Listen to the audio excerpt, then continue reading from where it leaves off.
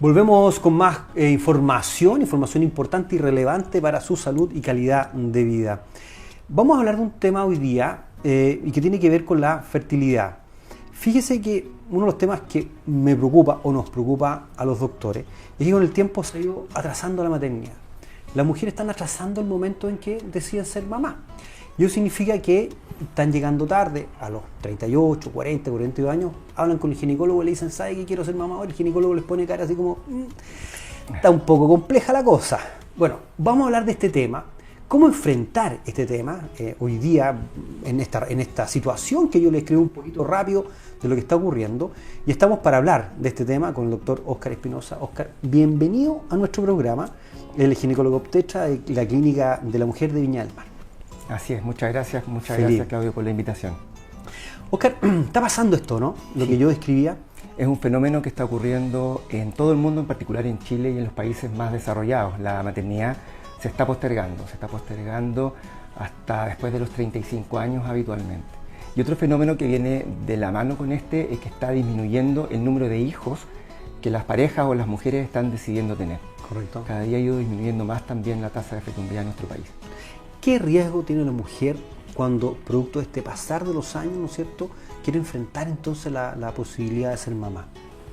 Mira, yo diría que no es tanto un riesgo, pero es el principal factor que influye en esto es que se hace más difícil lograr el embarazo. Correcto. En la medida que va pasando el tiempo, se hace más difícil lograrlo. Ya.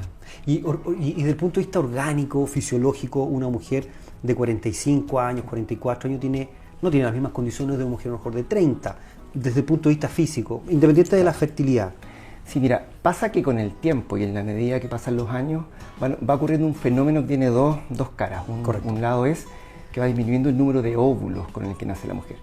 Las mujeres nacen con una cantidad fija de óvulos que van disminuyendo en el paso del tiempo. Esa disminución comienza desde los 35 años, ya desde los 37 más marcada. Eso es un lado. El otro lado es que la calidad de los óvulos también va disminuyendo con el paso del tiempo. Van disminuyendo por el daño acumulativo del paso de la edad, finalmente. O sea, una mujer, por ejemplo, tengo un ejemplo, los 38, 40 años, podría tener una cantidad de óvulos todavía importante, pero no así la calidad de los óvulos que tiene es suficiente como para fecundar. Claro, los dos factores vienen de la mano. ¿Vienen de la mano? Se dan juntos ya. Sí, se dan juntos. Calidad y cantidad no están vinculados directamente, pero ambos fenómenos son frecuentes después de los 37 o 40 años. Eso hace que cuando se hace un tratamiento de fertilidad o cuando se intenta buscar un embarazo, las posibilidades de lograrlo disminuyen. Correcto. Y hoy día, ¿qué técnicas de fertilidad existen en una pareja?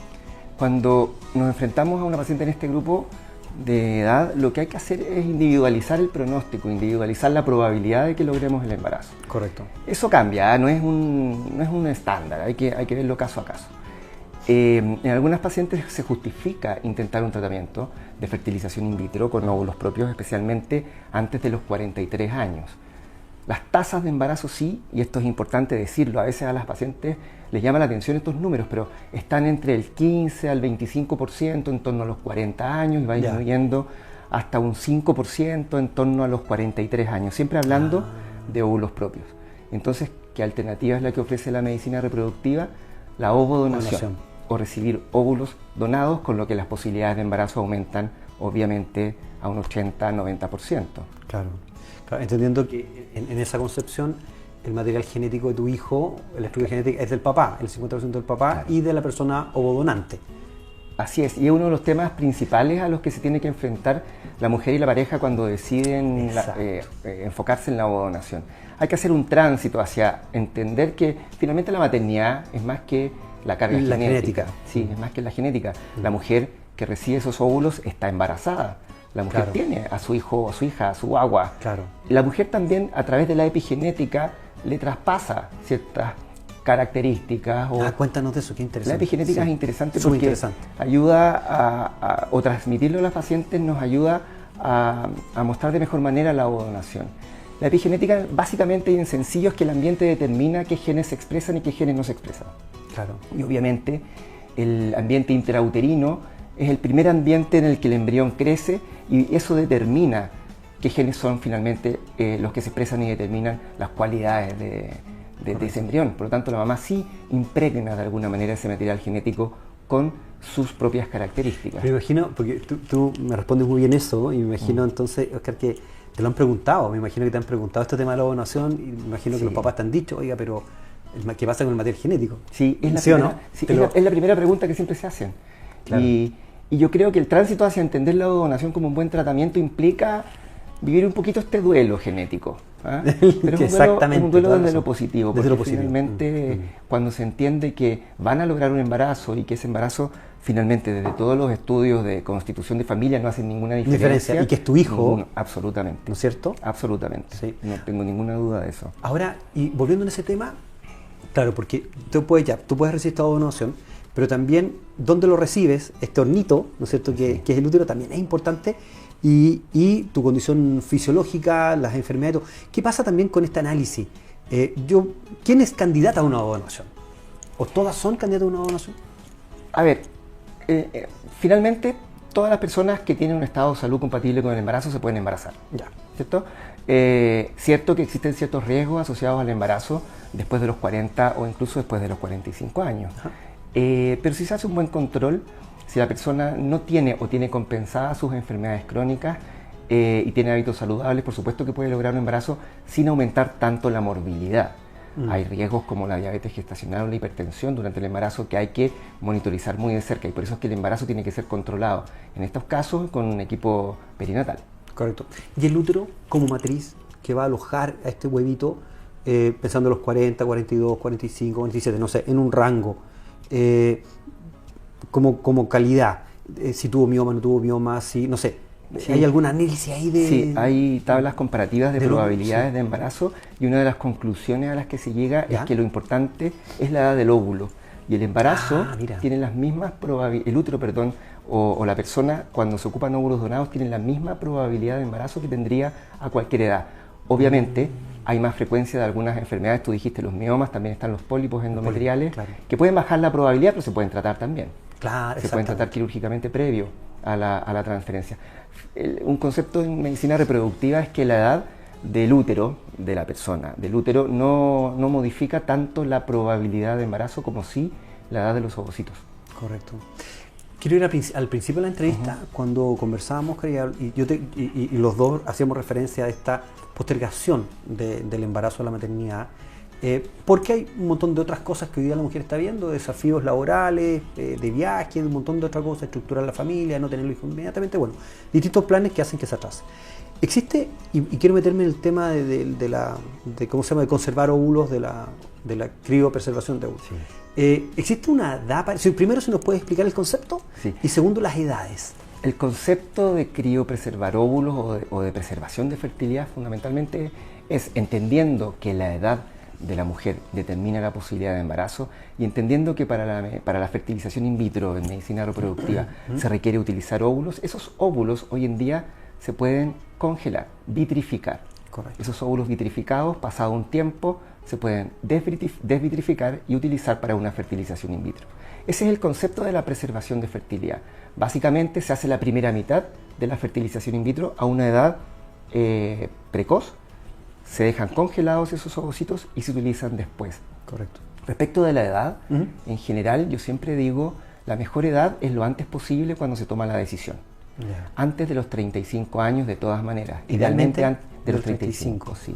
Idealmente antes de los 30, pero es raro que alguien esté pensando en esto antes de los 30. Correcto. Y en general la mayoría de las veces entre los 30 y los 35 años se genera la inquietud, la búsqueda, la consulta y la decisión de guardar óvulos. Pero si una persona tiene 37 y tiene una buena reserva ovárica, también puede guardar, por supuesto. Y 37 va a ser mejor que 42, por ejemplo, si decide embarazarse después a los 42 años. 38 también, 39 también.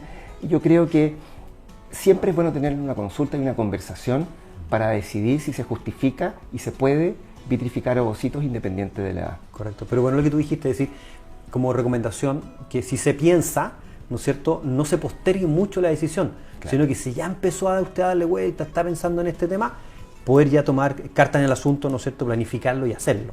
Y aprovechar la fertilidad natural propia de la edad más joven, totalmente. Sí. Un óvulo que está criopreservado, está vitrificado, ¿cuánto tiempo tiene en esta condición? La verdad es que Hasta ahora es indefinido el tiempo que puede estar, pero técnicamente no es que sea indefinido. Desde más o menos a mediados de la primera década de este siglo, el 2005, se describió la técnica de la vitrificación, que no es como la congelación antigua que había antes, que no era muy efectiva en preservar la vitalidad de los ovocitos.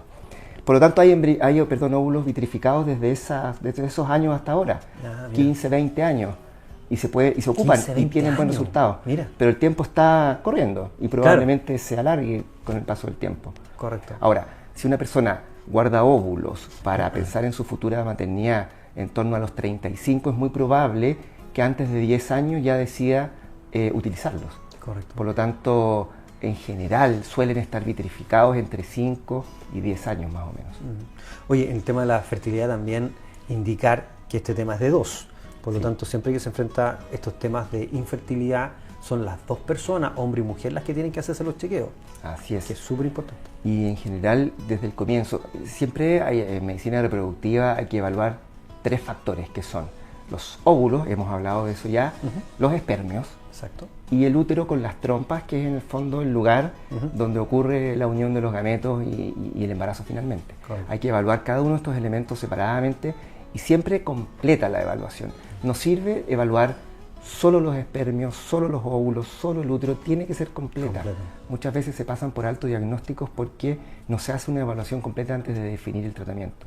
A propósito de evaluación, cuéntanos un poquito de la Clínica de la Mujer de Viña del Mar. ¿Cómo enfrentan esto? ¿Qué equipo existe? En la clínica, las parejas o las personas cuando consultan se hacen todos estos exámenes y esta evaluación que estábamos comentando, el espermiograma, una buena ecografía, un estudio de imágenes para diagnosticar la permeabilidad tubaria, la evaluación de los factores hormonales también. Una vez que se define la necesidad de una fertilización in vitro, hay un equipo de personas que nos acompañan en el manejo de las pacientes, fundamentalmente las matronas, que son muy importantes, y las psicólogas también. Y las psicólogas en particular son una parte relevante del equipo porque el enfrentamiento de estos tratamientos implica periodos de optimismo o de repente de sensación de que no está resultando, que son muy marcados. Entonces hay que acompañar y hay que conducir siempre de alguna manera acompañando las emociones que se generan, porque la infertilidad, la reproducción y la medicina reproductiva tienen muchos duelos que van ocurriendo en la medida que se van tratando las personas. Y ahí se necesita un apoyo, ¿eh? Se necesita ese apoyo, sí, totalmente. Es muy importante. Óscar, muchísimas gracias por estar hoy día con nosotros en el programa. Felicitaciones al trabajo, al lindo trabajo que hacen en la Clínica de la Mujer en Viña del Mar. Y nada, agradecerte por estar hoy día con nosotros.